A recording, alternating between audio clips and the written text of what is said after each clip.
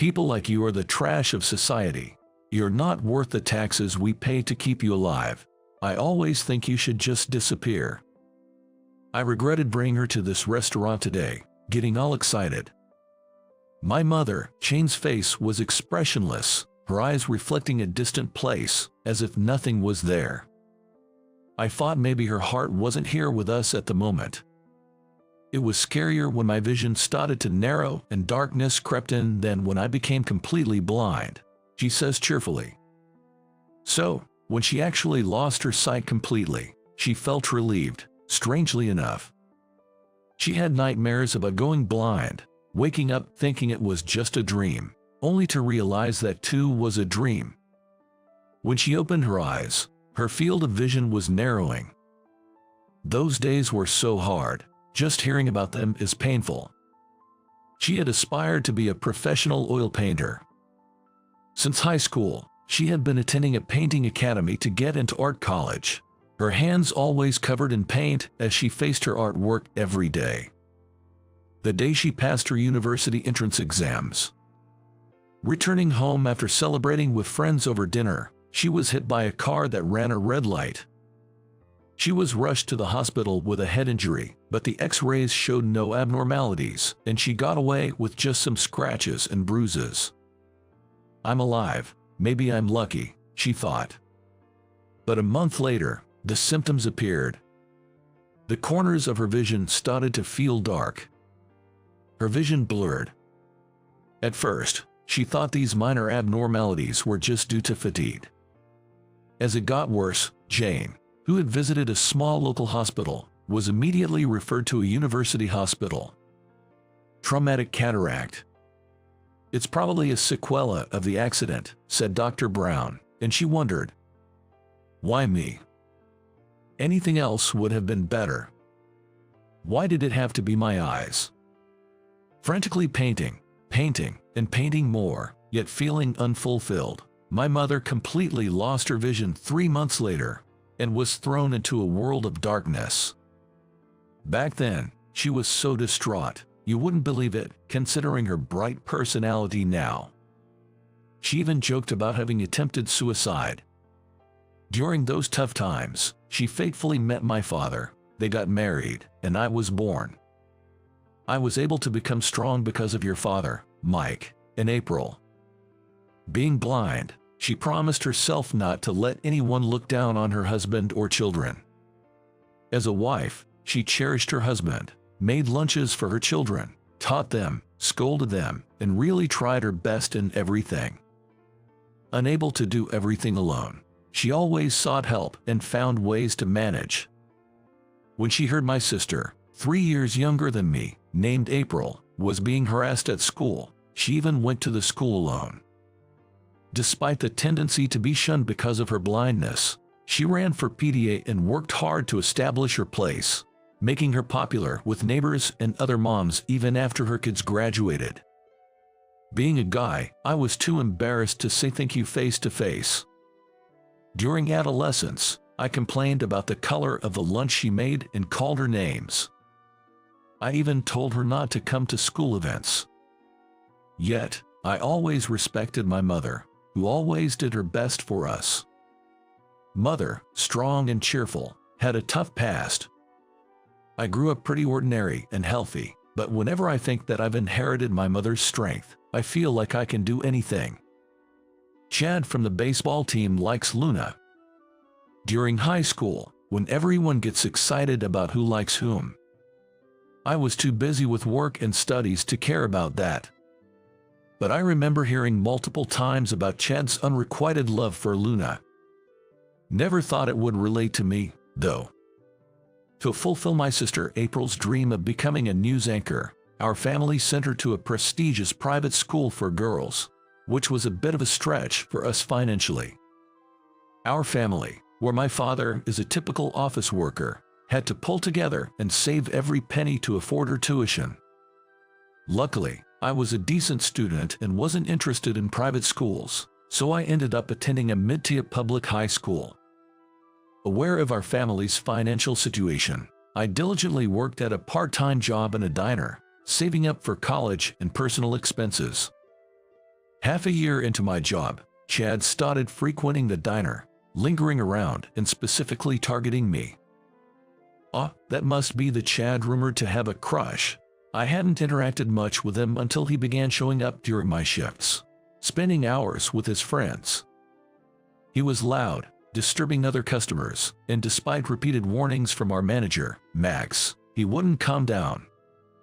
He kept smirking at me. I was puzzled by this until Luna approached me the following week. "You're always in the library studying when you're not working, right? I've noticed. I like you," she confessed, handing me a letter with a heart on it. Chad's behavior was linked to this. Unfortunately, I had no interest in Luna. "Sorry, I appreciate your feelings, but..." I tried to say it as gently as possible, but she started crying and ran away.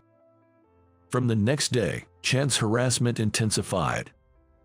It started with just being at the family restaurant, but it escalated to harassment at school. When someone tampered with my textbooks, I was truly at my wit's end.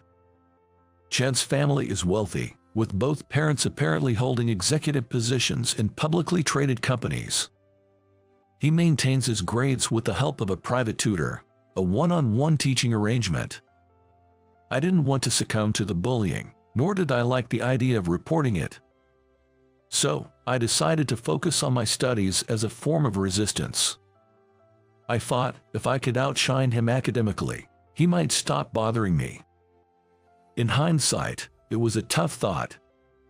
Consequently, Chad disliked me even more, but I gained enough academic success to choose any university for my undergraduate studies. I opted for a local state university. By then, Chad's antics had decreased. Rumor had it that Luna had found a new interest. In university, I regained my peace, enjoying learning and expanding my horizons. College was a joy, each day feeling like it broadened my perspectives. After using my high school savings for graduate studies, I landed a job at a mid-tier research institution. Starting later than most peers, I planned to treat my parents with my first paycheck to ease their concerns. My sister, April, had recently become a local TV announcer and had already treated our parents, so I felt I should do the same. This restaurant was where my dad first met my mom. "Once I'm wealthy, I'll take you to that restaurant," she frequently joked about the restaurant's name. I was thrilled that my childhood dream of taking her there was becoming a reality. On the day, an emergency business trip meant Dad had to leave, so it was just Mom and me. As we walked arm in arm, she joked, "Next time, I should say I want to go to Caribbean Sea." I laughed. "What's this place like?" she asked. Once seated, I described the restaurant's ambience, the staff's attire, the decor, and the chandelier's color. I wasn't sure if it matched my mother's memories, but I described it vividly. Then, a familiar voice said, "Mike, long time no see."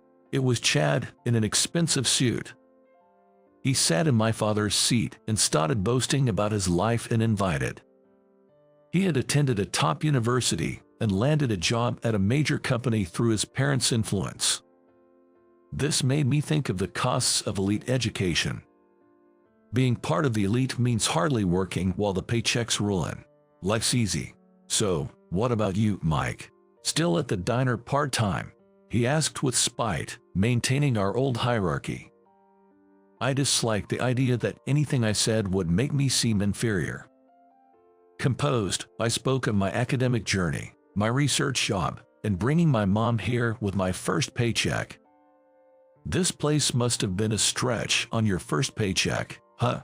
I come here often, but for someone with less, it's a big expense," he taunted.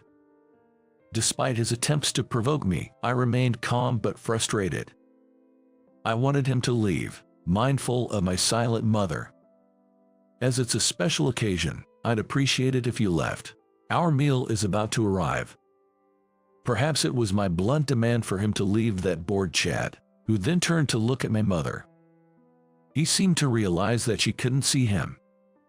"Sorry for intruding on your family time," he said. He playfully waved his hand in front of my mother's eyes, and upon seeing her non-reaction, his face took on a mischievous, almost triumphant expression. "What? So you're the child of a disabled person?"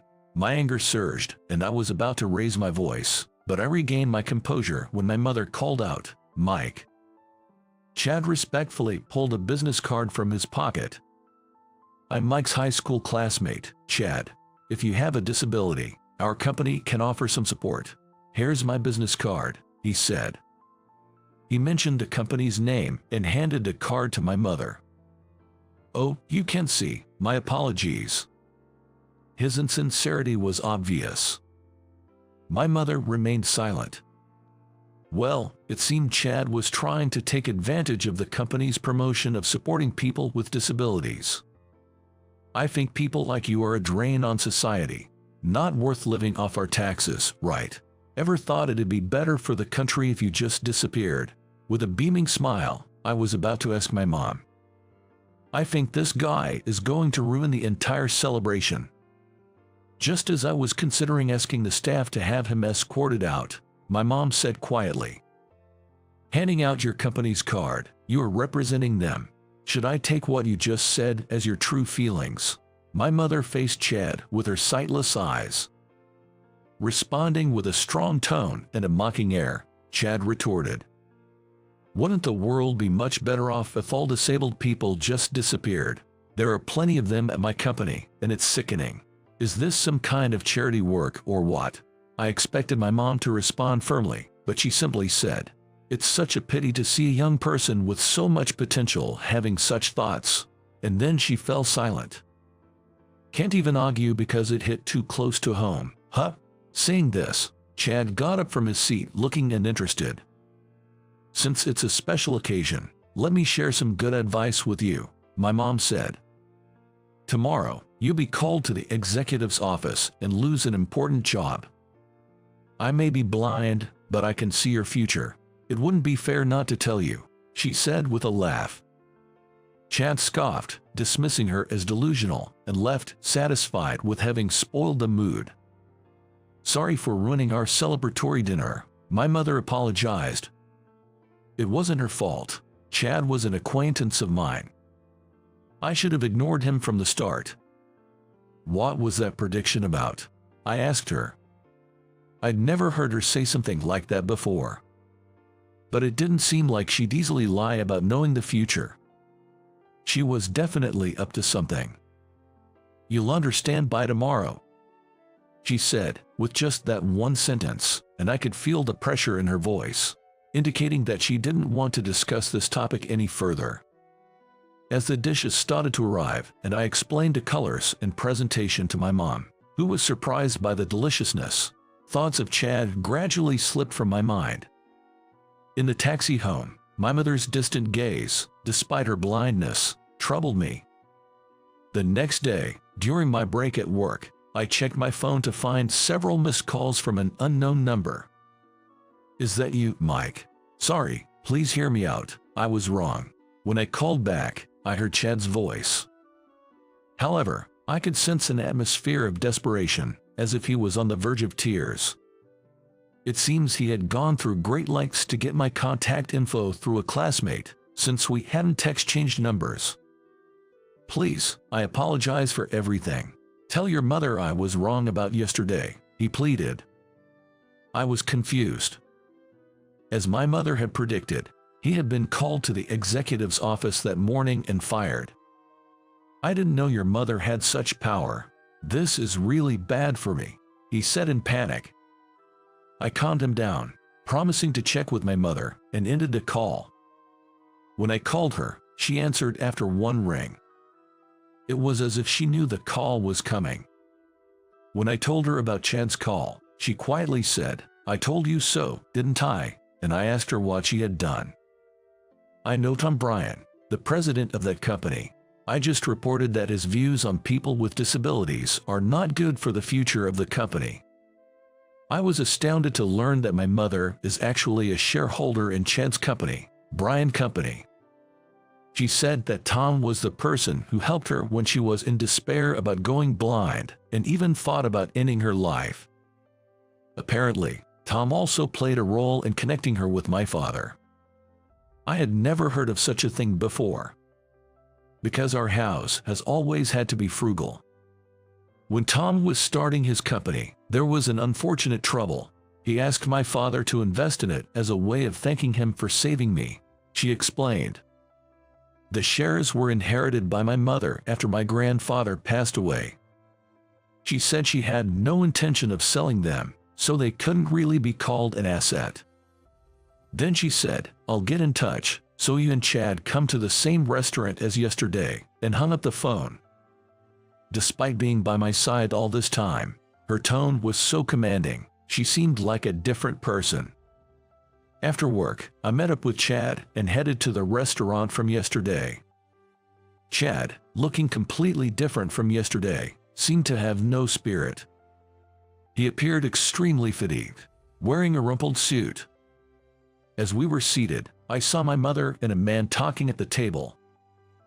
"Mr. Bryant." From the way Chad addressed him, I realized this man was Tom. "Chad, right. I've heard everything. I've done some research on what you've been doing in the company. I've concluded that someone like you is a risk to the growth of our company. As declared today, you will have to leave our company," he said. Chad, pale as a ghost, realized the decision was final and slumped to the ground. Bryan Company has recently launched a project to support people with disabilities. They are actively creating employment opportunities for people with disabilities and seek employees who can maintain a neutral emotional stance towards them. It's understood that if people with biases are employed, it hampers the effective collaboration and mutual support with those who have disabilities. In a company striving to bring out the best for synergy, individuals who lower the corporate value under the guise of the company's name are seen as a future risk. It was discovered through an internal investigation that Chad had been harassing and verbally abusing people who are deaf, have mobility issues, and others. Everyone feared the uncertainty of finding a new job after leaving here, and Chad exploited this fear to continue his harassment. Hearing his comment, "They are disabled, a burden on society," my venting a bit should be seen as contributing. I felt dizzy when I heard him say that. My mother realized that if he could say such things to her, he would do the same in the company. Despite Tom's efforts to create a society where people like him help each other, Chad was doing the exact opposite, she said. She reported him, believing that Chad's presence was not suitable for the company's future growth. While Chad seemed to regret his actions, it was too late. Sooner or later, voices would have been raised, either from those harassed inside the company or from somewhere else. His father, who got him the job for connections, has also been informed and is furious. Chad will now have to search for a new job on his own, without his parents' backing. You're still young. If you realize and change now, there's hope. As you are, you'll face the same issues wherever you go. My mother spoke as if giving advice. After Chad left, my mother, Tom, and I sat at the same table, and unexpectedly, I ended up hearing stories about her past. It's hard to believe you're the same Jane who wanted to die back then. You've become strong. When Tom said that, my mother smiled. I have children now. I didn't want to remain weak. I was surprised to learn that she plans to join Bryan Company's ventures as an advisor once the kids are more independent. I'm looking forward to starting this new chapter in my life. My mother, who says she is enthusiastic, is reliable. I ate a lot of delicious food that day. Even if I didn't feel like I could taste it yesterday, I can actually taste it today. I began to think about Caribbean Sea. I don't know if that will be in 10 or 20 years, but someday I want to take her there. How will I describe the blue of the sea and the vibrant colors? I hope to become a person rich in expression by then, as I imagine the future a bit. What's this? You don't understand even this. Can we really trust such a company with our precious land? In a business meeting, my boss fell silent, unable to answer the landowner's question. let's pretend this conversation never happened. Or better yet, arrange for someone who can understand the situation to come talk. I responded to the landowner, who was trying to end a conversation. Please wait. I know that this land is very special and cherished. It was originally a bustling town center, a place where people gathered. If you entrust it to our company, I'm sure we can make it a wonderful place again. My words made the landowner's eyes widen. And my boss looked surprised too. How do you know this area was a town center? Even people who have lived here for a long time don't know that, as it was a small town. Why do you know? I smiled at his question and began to speak. My name is Mike. Currently, I live with my grandparents near our family home, working part-time at a real estate company. My parents are not around. They divorced when I was young. I was taken in by my mother and lived with her at my grandparents' house. However, 3 years after the divorce, my mother passed away due to illness. Having no siblings, it was just my grandparents and me. To raise me, my grandparents worked tirelessly, so I was a latchkey kid from a young age. After school, it was normal for me to go to a daycare, and I would spend my weekend at the library. Being introverted by nature, I was the quiet kid who watched my classmates play from a distance. My grandmother didn't engage in social activities like moms do today, so there was no family mingling. As a result, I hardly had any friends, which in hindsight, seems like a lonely childhood. But there was one friend who cared for me. He was considerate and popular in class. He would talk to everyone with a smile, including me, as if it was the most natural thing. When he told me, "Let me know if anything happens," I couldn't help but ask with a bit of doubt, "Why do you care so much about me?" But to my question, he simply replied as if it were the most natural thing, "Because we're friends, isn't it obvious?" I remember being incredibly happy to hear that. I don't know where he is or what he's doing now, but there was a time when I aspired to be like him. But reality doesn't always work out. After graduating from middle school, I encountered something in high school that made me distrust people. Since then, I became even more invisible. I endured 3 years of high school, thinking things would somehow get better after graduation. In college, I didn't socialize and spent my free time in the library, just like in elementary school.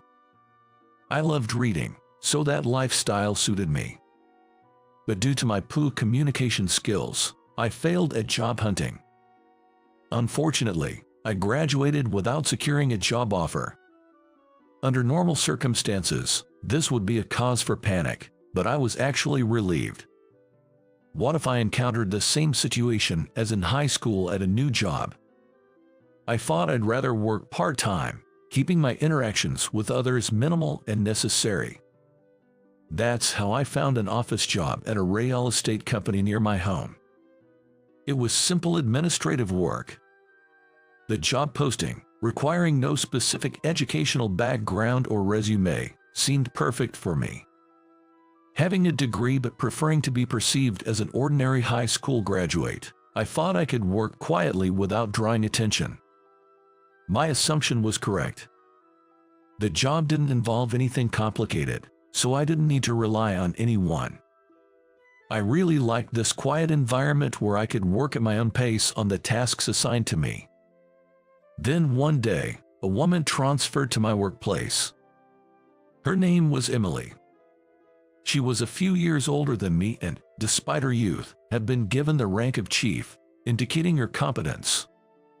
About a month after she joined the company, our department head, Thomas, said, "Mike, Emily is going to visit our landowner, Daniel's house. Could you guide her there?" I paused my work and looked up. "Emily isn't familiar with this area. You're a local, right? You can leave early today and head straight home after that." "Sure, no problem. I'll get ready right away." Feeling the gazes of Thomas and Emily, I responded. Daniel's house, if I recall correctly, was behind the cafe near the station. "It's on my way home anyway." Lucky to get off work early. Thanks a lot, Emily said, and I nodded, quickly preparing to leave with her. This was my first straight-all conversation with Emily. As a part-timer, I didn't really have much time to chat. She's always busy. But she treats everyone the same, including me, always with a smile. Wow, you've lived around here all your life. Tell me about some good restaurants.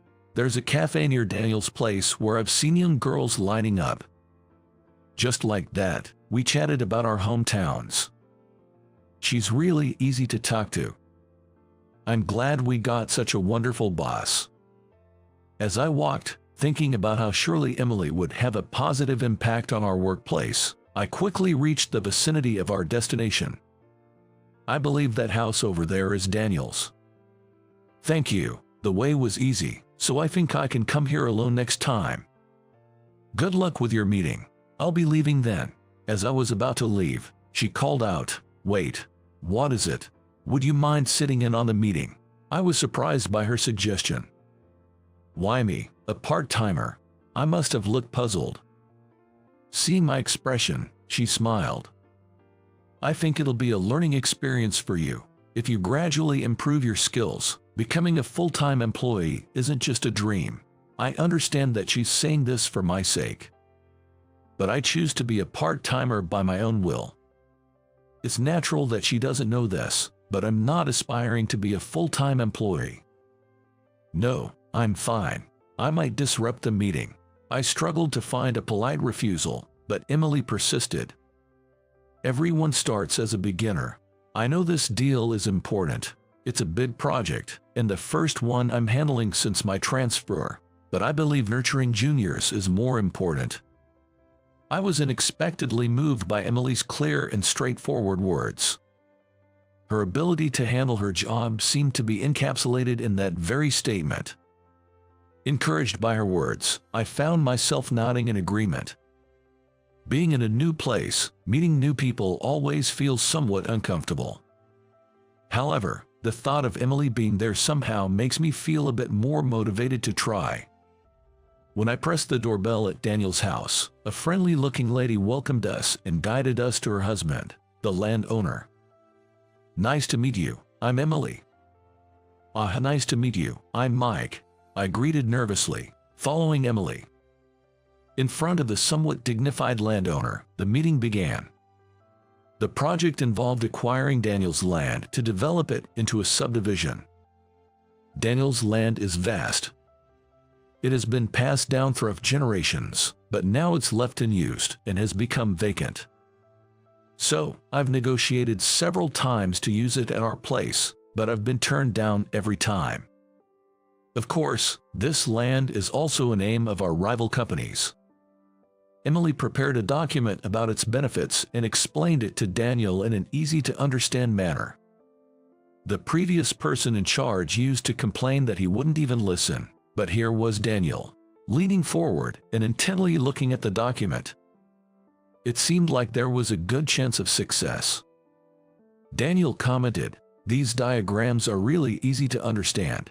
I couldn't quite visualize it with the other materials from past representatives and other companies because they didn't have so many pictures, but now I can finally get a picture in my head." "Thank you." She was smiling at Daniel's compliment. I thought everything was going smoothly. That was when it happened. "By the way, do you know why we own this land?" Daniel asked Emily. "I understand it's been passed down for generations. It's a precious piece of land," she answered. "Yes, it's true, but you do know what was here before we owned it, don't you?" Daniel pressed. Emily froze, and I was equally startled by that question. It's a well-known story back home. But of course, Emily, who just transferred here, wouldn't know about it. Daniel's expression changed. He said, "What? You don't know? Originally, there was a private school there. It moved, and now there's a large elementary school. It's a well-known story." "I'm sorry, I should have known," Emily apologized. "Can I really entrust such an important piece of land to a company like this?" Daniel wondered. Emily fell silent at Daniel's words. All I could do was panic in this atmosphere. Watching us flounder, Daniel sighed and said, "Let's pretend this conversation never happened, or arrange for someone who understands to come instead." Daniel, trying to end a conversation. Just when things were going well, I couldn't let it all return to zero. As he was about to stand up, I impulsively said, "Please wait. I know this land is very special and important. It used to be a historic town, a central place where people gathered, that led to the establishment of a private school. If you entrust it to our company, we can make it a wonderful place where children's voices will be heard again." I was desperate. I didn't feel as articulate as Emily, but my sole aim was to keep Daniel here. I was driven by that single-minded purpose. Yet, it seemed like my plea had actually reached him. This area, being a historic town, is not well known, even among long-time residents. It was a very small castle. "How did you know that?" Daniel, upon hearing this, sat back down. Emily looked at me with wide eyes, surprised by my words. I looked at Daniel. Then, feeling relieved, I smiled and began to speak. "When I was young, I read a history book about the local area. It said there was a noble lord with great virtue who, after falling from grace, lived here in what could barely be called a castle. But a lord is a lord. The area around his home prospered as a historic town. That's where your land is now," I explained. Daniel smiled at my words. "That's right. Then, the Lord built a facility for children to study. Our ancestor was a teacher there, friendly with the Lord. Eventually, he inherited the facility, which later became known as a private school, and our family continued to teach there," he recounted. "So, it has been carefully passed down to you. You have a remarkable piece of property," I complimented. With little experience in human relations, I cobbled together words for vowels to say to him. My heart was pounding, but I managed to keep the conversation going. Now, all that was left was to pass the baton back to Emily. "It's such a precious land. I can understand your wish to preserve it, but leaving it as is would be a waste of a treasure. With Emily, it will surely become a bustling, vibrant place again," I encouraged. Daniel's gaze then shifted to Emily. "Yes, I guess it would be a waste to just leave the land unused like that. Can I count on you?" Daniel said. "Yes, absolutely," Emily replied with joy. At Emily's happy response, Daniel, I, and everyone else were all smiles. And so, we successfully sealed the deal. "Then, I'm counting on you," Daniel said as he bid us goodbye. As he left, both Emily and I greeted him.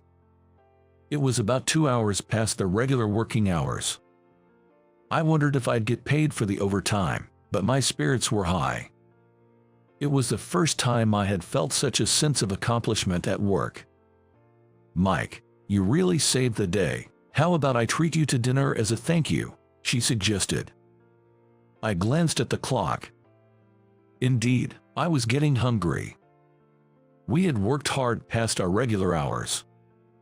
It wouldn't hurt to accept a treat. So, I agreed and, after returning to the office to drop off the documents, went to a nearby restaurant with Emily. "Order whatever you like," Emily exclaimed. Then, "Is steak okay?" I asked. "Of course," she replied. Taking her at her word, I ordered a steak. She had a salad. I felt a bit guilty for indulging, but decided not to hold back and bit into the meat. "Thank you for earlier. The deal went well because of you," Emily said. "It's nothing. That question wasn't something you could have answered, so I just stepped in," I replied, a bit gruffly and embarrassed. But she said happily, "No, when I went back to the office to drop off the documents, I asked everyone, and no one knew about the historic town. And to remember it in such detail just from reading it in a book once is amazing. You're really talented, aren't you?" she added. I fell silent at her words. I'm not particularly talented. But tell me, are you really just a high school graduate? What's your highest level of education? It's the Harvard University. I muttered softly. It was the first time I had been asked, so I answered, but Emily looked exaggeratedly surprised. Even though part-time jobs don't require resume, why are you hiding it? It's a waste. Honestly, you could get a job at a decent company as a full-time employee, right? Her words made me laugh involuntarily. Indeed, it was a natural assumption. So, I decided to tell her. I was sure that Emily would understand the real me and would continue to treat me the same as before. The truth is, I was raised by my grandparents because I didn't have parents. They were always busy, and books were my friends. Strangely enough, once I read something, I could remember almost all of it. So, that's how you knew about the historic town, and remembered it. I nodded at her words and continued.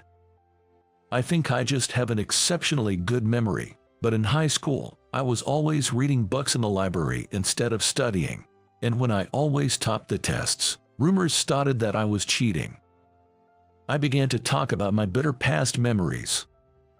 I never really had friends, but that made everyone distance themselves even more. A senior I didn't know found out about me and ordered me to do his textbooks and homework. Because of that, I ended up memorizing even the textbooks for higher grades, making me unbeatable in tests and increasing the jealousy of my classmates. I understood that the tests that were easy for me were difficult for everyone else, but since my grandparents worked so hard to raise me, I couldn't just slack off.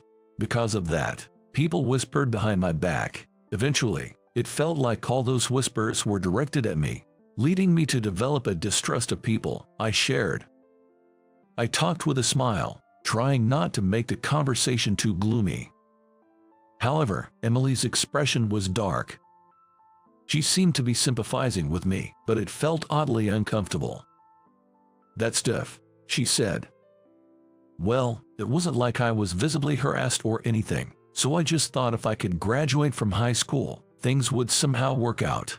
But after graduating from university, I couldn't find a job due to my low communication skills, I explained. It's not that you couldn't, you just didn't want to, right? Did you seriously try job hunting? Emily probed. I was lost for words at her comment.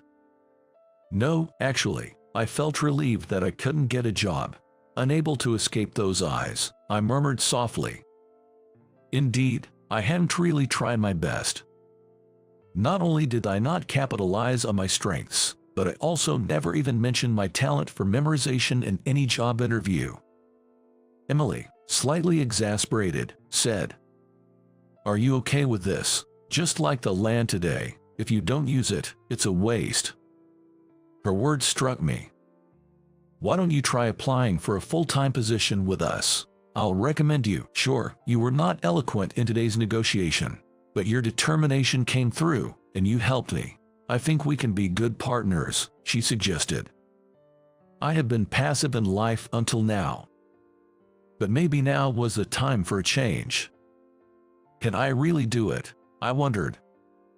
You can, she assured me. I began to think about growing a little at a time. I was grateful to her for making me feel this way. Afterward, I spoke to Thomas and decided to take the company's full-time employment exam. Thomas was surprised when he saw my educational background on the resume. And so were all the other employees. Emily and I exchanged glances and smiled at their reactions. Emily, and then Thomas, wrote recommendation letters for me. Thanks to my consistent work as a part-timer and my role in helping Emily with Daniel's land deal, I passed the full-time employment exam. I became a proud member of the workforce. My grandparents were overjoyed to hear that I had found stable employment. Emily, with her easygoing nature and good interpersonal skills. Me, knowledgeable about the local area thanks to the books I had read. Just as Emily had said, we worked together as partners and improved our performance. Our branch even achieved first place in sales across all stores, and I was enjoying my fulfilling days. Thanks to Emily, I expanded my network and seemed to have overcome my distrust of people. There are so many kind and wonderful people in the world. I hadn't realized that before. The stories I hear from different people contain things that are not written in books. It was all very fresh and enjoyable. One day, I learned that a local company was planning to open a branch. I headed out to see if they would let us handle the project. Hello, enter the office and greet them cheerfully. Then, I asked for the person in charge who had made the appointment. Could it be Mike? I was called by the representative. He knew my first name.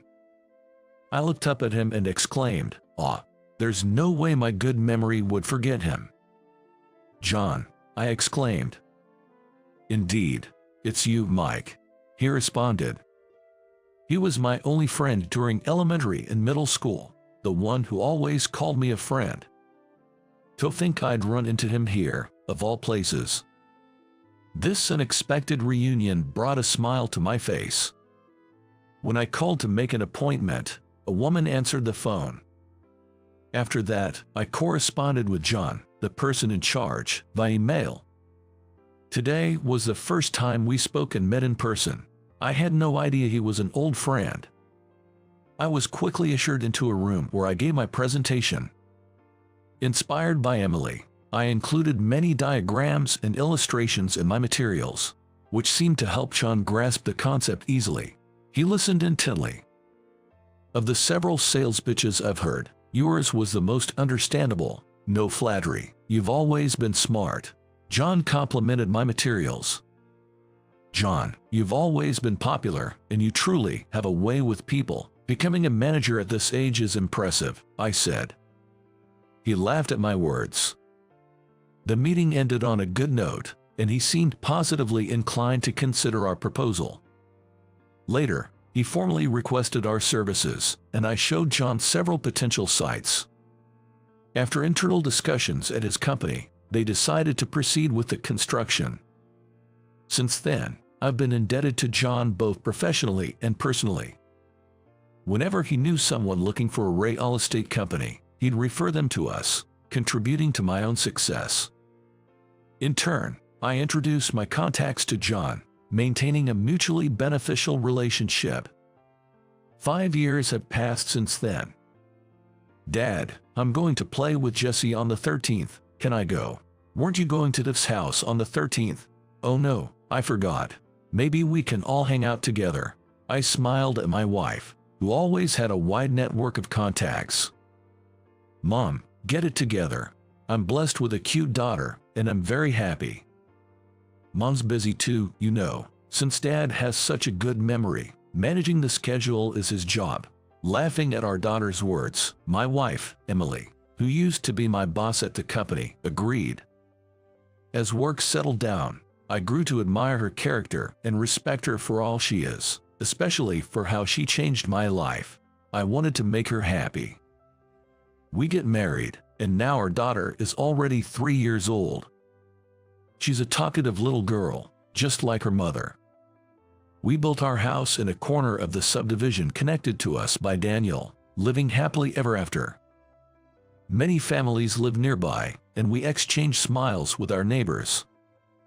I think the area has regained its vibrancy. Daniel was overjoyed when he found out we got married and lived here. Though he's no longer directly involved, he has a special connection to this land and greeted us during one of his walks. I wouldn't have been able to grasp this happiness if I had remained as I was. Living openly with one's talents and turning bitter experiences into growth is important. I owe so much to my wife, who gave me this opportunity. Our daughter will surely go through various experiences. Even if she struggles with relationships, meeting trustworthy people will help her discover a new self, just like I did. And in this happy home, I want to teach her that she can surely find happiness.